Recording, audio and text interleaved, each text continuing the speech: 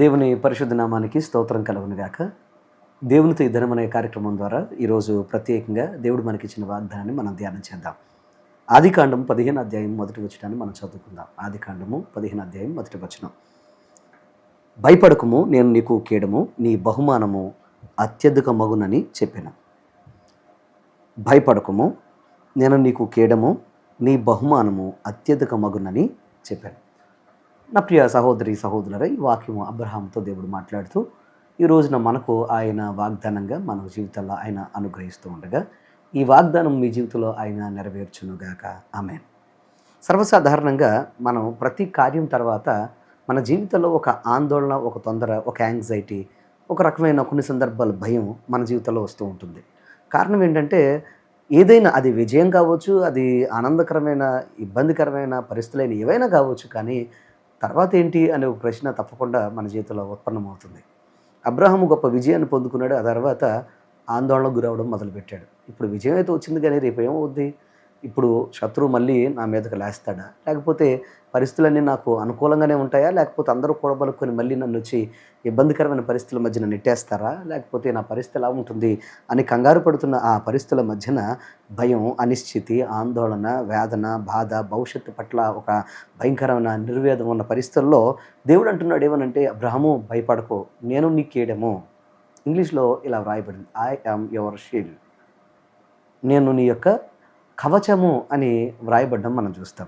అందుకోసం అంటున్నాడు, భయపడొద్దు, నువ్వు ఎంత మాత్రం కంగారు పడొద్దు, నేను నీకు తోడుగా ఉన్నాను, నీ యొక్క బహుమానము అత్యధికం అవబోతుంది, నేను నీకు ఇచ్చే బహుమానము నువ్వు అద్భుతంగా చూస్తావు అని చెప్పడం ప్రారంభించాడు. నా ప్రియ తమ్ముడు, చెల్లి, ప్రియ సహోదరి సహోదరుడు, ఇప్పుడు కూడా నీవు భయపడినా, నేను భయపడినా, ఎవరు భయపడినా దేవుడు ఎప్పుడు అన్యాయంగా వదిలిపెట్టేవాడు కానే కాదు అనే విషయాన్ని మీరు గ్రహించాలని మీకు మనవి చేస్తున్నాను. పరిశుద్ధ లేఖనాన్ని మీరు గమనిస్తే, గిద్యోను భయముతో తన యొక్క ఆహారం కోసం పనులను దుల్లగొట్టుకుంటూ ఉంటే, దాన్ని సమకూర్చుకుంటూ ఉంటే దేవుడు అన్నాడు వెళ్ళి, ఏమని తెలుసా, భయపడకు గిద్యోను అని చెప్పాడు. ఈరోజు భక్తుల యొక్క జీవితాల్లో వారు తొందరలో ఉన్నప్పుడు ధైర్యపరిచిన వాడు మన దేవుడు, ప్రభు అయిన యేసుక్రీస్తు. శిష్యులు ఎంతో ఆందోళనగా ఉన్నప్పుడు, కలవరంతో ఉన్నప్పుడు భయపడకండి నేనే అని భరోసా ఇచ్చి వారిని బలపరిచాడు. ఈరోజు ప్రియతముడు, చెల్లి, ప్రియ సహోదరి సహోదరుడు, ఏ విషయంలో నువ్వు భయపడుతున్నావు? భవిష్యత్తా? లేకపోతే నీ జీవితంలో ఉన్న రాయబోతున్న ఎగ్జామ్సా? లేకపోతే నీ జీవితంలో ఒక ఉద్యోగం అనే భయమా? వ్యాపారం అనే భయమా? ఏ భయం నిన్ను వెంటాడుతుంది? ఏ రకమైన ఇబ్బంది నిన్ను తొందర పెడుతుంది? ఎలా ఉంటుందని కంగారు పడి ఒక భయంకరమైన వేదనని కలుగు చేస్తుంది? అప్పులు తీర్చలేని అనుకుంటున్నావా? భవిష్యత్తు ఎలా ఉంటుంది అనుకుంటున్నావా? కంగారు పడవద్దు. ఎందుకనంటే దేవుని యొక్క వాక్యం చెప్తున్న మాట ఏంటంటే, ఆయన సన్నిధిలో నీ జీవితంలో అద్భుతం చూస్తావు. ఆయన ఉన్న చోట ఎట్టి పరిస్థితుల్లో కూడా భయం అనేది నిలబడదనే విషయాన్ని గ్రహించాలని మీకు మనవి చేస్తున్నాను. అంటే దేవుని సన్నిధి భయము చోటు లేని సన్నిధి. దేవునికి స్తోత్రం కలుగుగాక. ఎంత అద్భుతమైన మాట. ఈ రోజున పరిశుద్ధ లేఖనాన్ని మీరు జాగ్రత్తగా గమనిస్తే, పరిశుద్ధ లేఖనం చెప్తున్న మాట ఏంటంటే, అబ్రహాము భయపడకు, నేను నీ కవచాన్ని, నీ యొక్క కేడాన్ని లేదా నీ యొక్క షీల్డ్ నేను అని అన్నాడు. ఇప్పుడు చూడండి, కవచము అనే దాన్ని మనం జాగ్రత్తగా గమనిస్తే, కవచం కొన్న ప్రత్యేకత ఏంటంటే, అది చుట్టూ కూడా, అంటే కుడి ఎడముగా ముందు వెనక ఆవరించి చుట్టూరు కూడా ఉన్నదాన్ని కవచం అని అంటారు. మీకు అర్థం అవడానికి ఒక మాట చెప్తాను. మీరు తరచుగా ఇస్రో కానీ లేకపోతే నాసా కానీ రాకెట్స్ ప్రయోగాన్ని మీరు చూస్తూ ఉంటారు, పంపడం మీరు చూస్తూ ఉంటారు. మీరు అలాంటి ప్రయోగాలు చూసినప్పుడు కొన్ని విషయాలు మనం న్యూస్లో చదువుతూ ఉంటాం.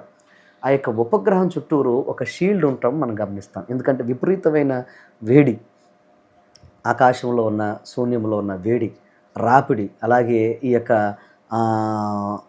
భయంకరమైన ఈ రాకెట్స్ వెళుతున్నప్పుడు ఉత్పన్నమయ్యే వేడి, వీటన్నిటినీ తట్టుకొని ఉపగ్రహం అది చక్కగా ఉండాలి అని అంటే హీట్ విండ్షీల్డ్స్ అని అంటారు వాటిని. శూన్యంలో అది పెట్టిన తర్వాత కూడా ఆ యొక్క ఆకాశంలో కలిగే ఆ వేడిని తట్టుకోవడానికి, సూర్యరశ్మి నుంచి వచ్చే వేడిని తట్టుకోవడానికి ఉపగ్రహాల చుట్టూరు విండ్షీల్డ్స్ ఉంటాయి. అవి ఉండడం వల్ల ఎంత వేడైనా కానీ లోనున్న ఆ యొక్క కెమెరాలు కావచ్చు, ఉపగ్రహాలు కావచ్చు, ఆ వేడిని తట్టుకుంటాయి. అందుకోసమే అవి జీవితకాలం, వాటికి చిన్న జీవితకాలాన్ని అవి పరిపూర్ణం చేస్తూ అన్ని చక్కగా మానవాళికి సంబంధించిన అన్ని సందేశాలను పంపిస్తూ ఉంటాయి.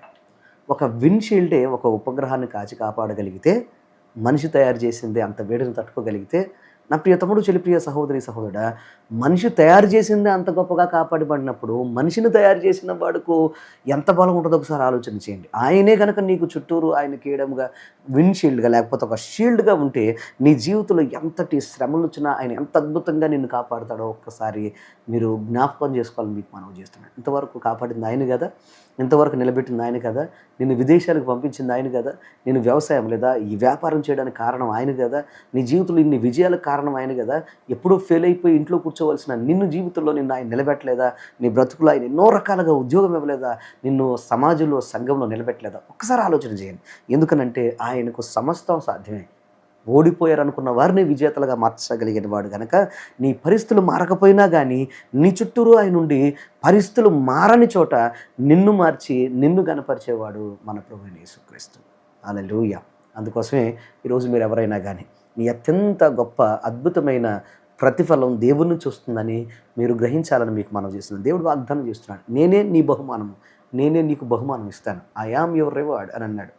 ఆలోచన చేయండి. ఈ రోజున చాలామంది జీవితాల్లో బహుమానాలు ఆశపడుతూ ఉంటారు. లేకపోతే ఏదో ఒకటి ఆశపడతారు. అవి కొంతకాలం ఉండి కొంతకాలం తర్వాత మనకు కాకుండా పోతాయి. ఒక చిన్న ఉదాహరణ చెప్తాను. మన ఇంట్లో నుయ్యి ఉందనుకోండి, ఆ నీరు నువ్వు ఎంత తోడినా గాని నీకు నూతనంగా నీరు వస్తూనే ఉంటుంది. నీరు నీదైనప్పుడు, బావి నీదైనప్పుడు నీరు ఎంతైతే నువ్వు తోడుకోగలిగితే అంత నీకు సామర్థ్యం కొద్ది వస్తుందో, దేవుడు నీవాడైనప్పుడు ఏ సమస్య వచ్చినా, ఏ కష్టం వచ్చినా ఆయనే చూసుకుంటాడు. ఎన్ని బహుమానాలు, ఎన్ని ఆశీర్వాదాలు కావాలన్నా ఆయనే చూసుకుంటాడు. రాజు నీవాడైనప్పుడు రాజ్యం నీది కాదా? ఆలోచన చెయి. దేవుడు నీవాడైతే అద్భుతాలు నీవు కావా? విజయాలు నీవు కావా? నా ప్రియ తమ్ముడు, చెల్లి, ప్రియ సహోదరి, సహోదరుడు, అందుకోసమే భవిష్యత్తు మీద భయం లేకుండా, భవిష్యత్తు భరోసా ఉందని, దేవుని మీద ఉందని, నీ జీవితంలో ఆయన మీద ఆధారపడుకుంటూ ముందుకు సాగగలిగితే, ఈరోజు ఎంత ఒంటరితనంలో ముందుకు సాగిపోతున్నా, నీ ఇబ్బందికరమైన పరిస్థితులు ముందుకు సాగిపోతున్నా, నేను ఎంత మాత్రమైన విడిచిపెట్టకుండా అద్భుతమైన విజయకరమైన జీవితాన్ని నీకు అనుగ్రహించి ఆయన అద్భుతం చేయబోతున్నాడు. అట్టి కృప దేవుడు నీకు అనుగ్రహించి ఘనమైన సాక్ష్యాలు పెట్టునుగాక. ప్రార్థన చేద్దాం. ప్రార్థనలో ఏకీభవించాను. మా పరమ తండ్రి, నీకు వందనాలు, స్తోత్రాలు. నీ వాక్యం ద్వారా మాతో మీరు మాట్లాడారు బట్టి నీకు వందనాలు నాయనా.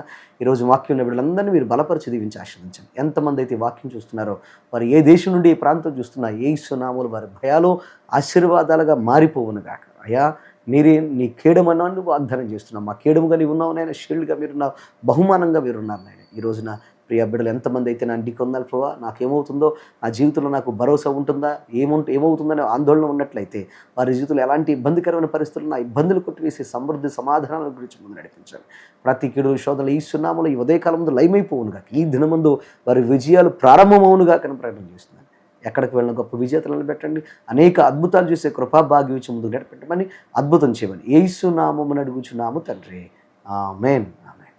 God bless you. దేవుడు మిమ్మల్ని దీవించును గాక. ఈ వాక్యం మీకు దేవునికరంగా ఉంటే తప్పకుండా మీ స్నేహితులతో పంచుకోండి. దేవుడు మిమ్మల్ని ఆశీర్వదించును గాక. ఆమేన్.